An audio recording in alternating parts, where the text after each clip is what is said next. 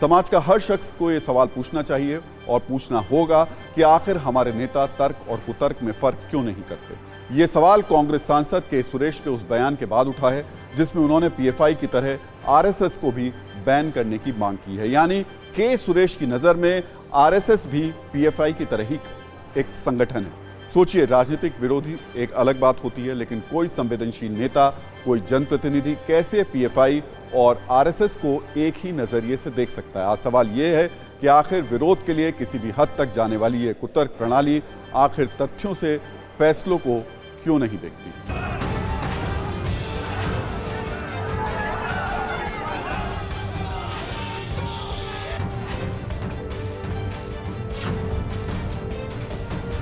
सबसे पहले आरएसएस पर बैन करिए। आरएसएस ये उससे भी बदतर संगठन है जो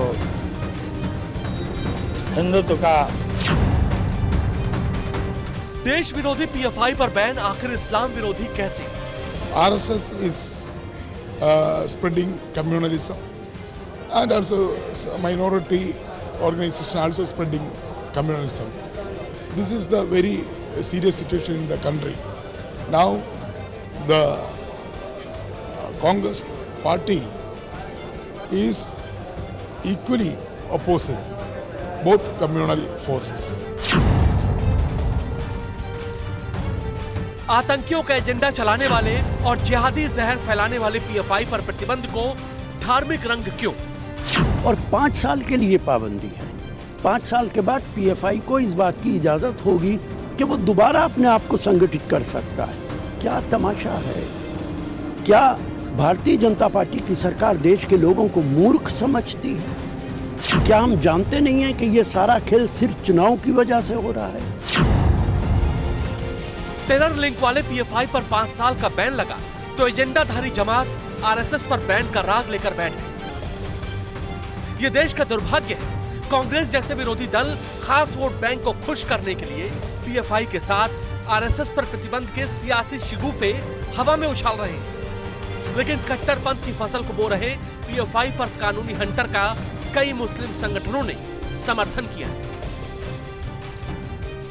मुल्क के अंदर आपसी भाईचारे को खराब करने के लिए अगर कोई भी संगठन या कोई भी व्यक्ति कार्य करे तो उसको तुरंत जो है देश विरोधी गतिविधि के अंदर गिरफ्तार करना चाहिए, उसके संगठन की जांच होनी चाहिए। कांग्रेस को शायद मेमोरी लॉस की शिकायत है, इसीलिए वो भूल गई कि जिस आरएसएस पर वो बैन चाहती है उसका इतिहास और वर्तमान राष्ट्र प्रेम का है। वही पीएफआई का इतिहास, वर्तमान और भविष्य देश विरोधी साजिशों से भरा है और इसके पक्के सबूत हैं। ये एनआईए के द्वारा जांच हो रही थी और जिस तरह से एविडेंस मिलेंगे, ये मैंने कल ही कहा है, उसी के अनुरूप ये कार्रवाई की गई है और आने वाले समय में भी जैसी सूचनाएं मिलेंगी उसके आधार पर हम कार्रवाई करेंगे। कभी देश को इस्लामिक राष्ट्र बनाने की साजिश तो कभी दहशतगर्दों से साठगांठ, सब देख रहे हैं पीएफआई कैसे देश में बैठकर देश की जड़ों में जहर घोल रहा था। अब जब इसकी सजा मिली है तो पीएफआई के सहयोगी संगठन में इसकी बौखलाहट है। जो बोली पीएफआई की है उसके सहयोगी संगठन की है, वो बोली विपक्ष की क्यों है? वैसी भाषा कांग्रेस क्यों बोल रही है? ये सवाल ही एक सवाल है विपक्ष की नीति और नियत पर।